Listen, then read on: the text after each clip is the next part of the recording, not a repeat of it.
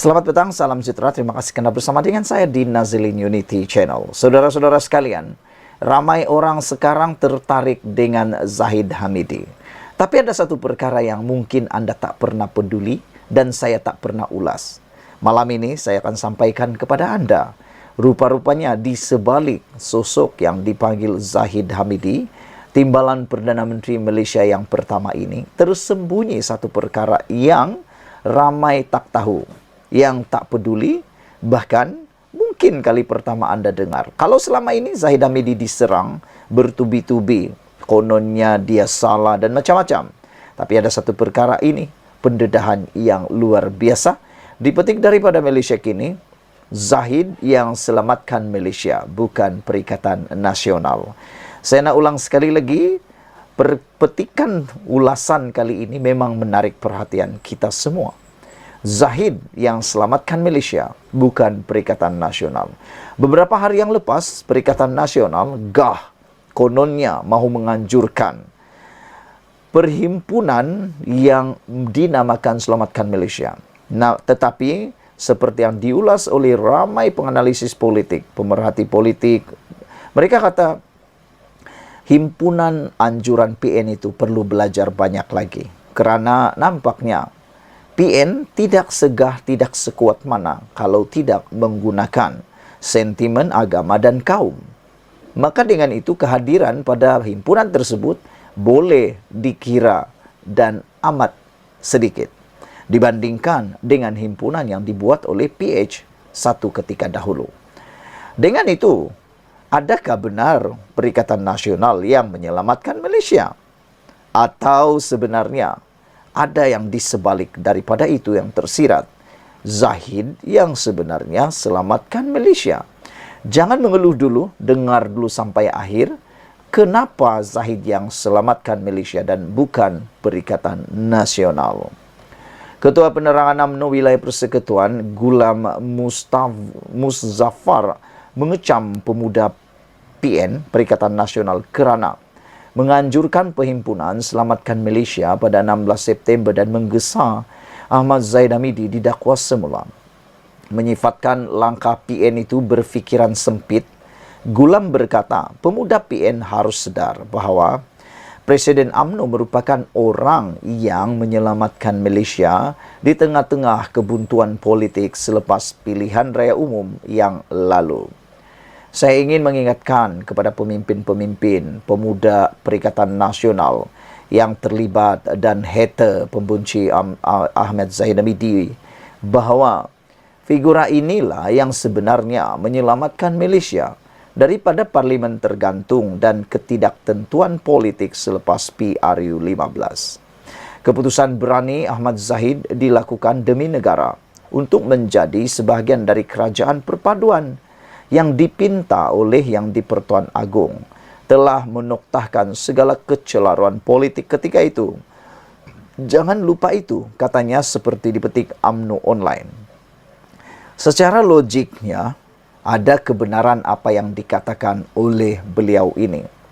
Kerana bayangkan, Zahid Hamidi dan Anwar Ibrahim, atau dengan kata yang lain lebih mudah kita kata UMNO dan Pakatan Harapan, BN dan Pakatan Harapan, tidak pernah sehaluan, tidak pernah sebulu. Bahkan mereka adalah musuh tradisi yang terbesar pernah ada di Malaysia.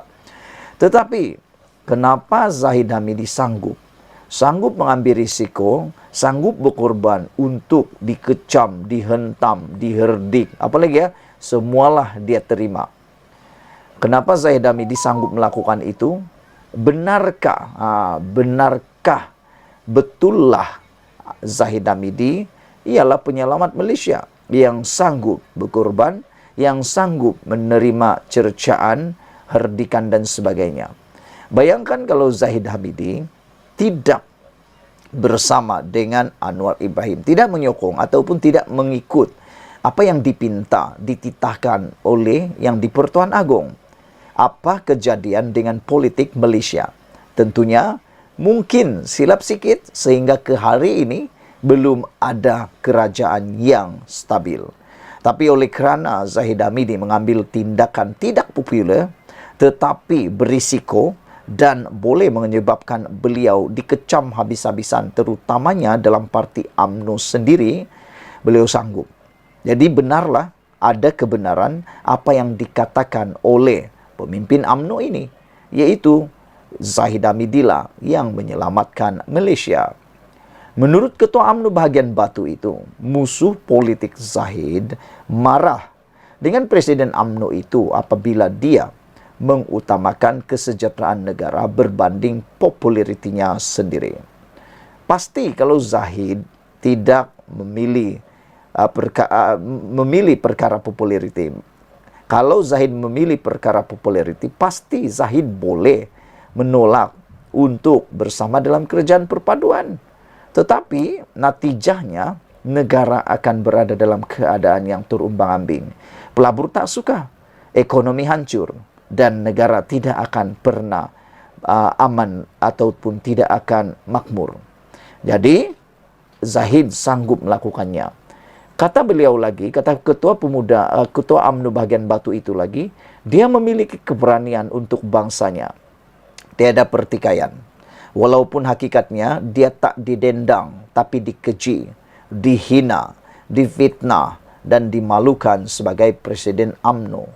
Namun yang menghairankan, ada juga segelintir pemimpin UMNO maupun bekas pemimpin UMNO yang mengecam Zahid Hamidi dan masih tidak sehaluan dengan Zahid Hamidi. Terikut-ikut kata seorang pemimpin dalam UMNO, khususnya seperti Puan, Ahmad Maslan, dan ramai lagi. Mereka kata, kenapa Anda terikut-ikut dengan rentak Perikatan Nasional? Patutnya jangan hentam Presiden, hentam Perikatan Nasional, kata mereka lagi. Sebagai seorang ahli UMNO, kita wajib mempertahankan hujah bahawanya sahnya Ahmad Zahid yang sebenarnya telah menyelamatkan Malaysia, kata Ketua UMNO bahagian Batu itu lagi. Gulam turut mendakwa pemuda PN mempunyai agenda tersembunyi di sebalik tunjuk perasaan pada 16 September itu bertujuan melindungi pemimpin mereka yang sedang menghadapi kes mahkamah. Mereka dengan harapan jika berubah kerajaan, kes mahkamah mereka akan digugurkan. Itu gerakan dan objektif sebenar mereka, jelasnya lagi. Sebagai langkah balas terhadap kempen Selamatkan Malaysia, anjuran pemuda PN itu, Gulam mencadangkan ahli UMNO menganjurkan kempen mencari menantu Muhyiddin yang hilang. Pemimpin akar umbi UMNO itu merujuk kepada menantu pengerusi PN, Muhyiddin Yassin Muhammad Adlan Berhan, yang dicari SPRM berhubung dakwaan penyelewengan dalam pendaftaran, pengambilan dan penyimpanan biometrik pekerja asing. Pada 4 September lepas, mahkamah melepas tanpa membebaskan DNA Zahid yang juga timbalan Perdana Menteri selepas pihak pendakwaan menarik balik 47 pertuduhan rasuah dan pengubahan wang haram berkaitan Yayasan Akal Budi. Sekian dulu untuk kali ini. Jangan lupa tinggalkan komen Anda, tekan butang subscribe. Kita jumpa lagi. Bye-bye.